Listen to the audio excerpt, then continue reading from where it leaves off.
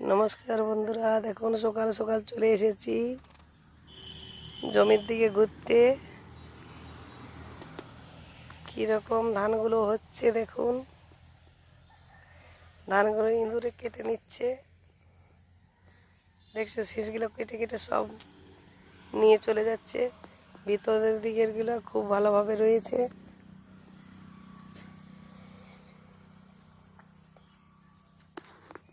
প্রায় অনেক ধানই পেকে এলো, দু চারটা খেতে পাকতে বাকি রয়েছে। রোডের দিকে ধানগুলো দেখুন, এগুলো কাটার মতন হয়ে গেছে।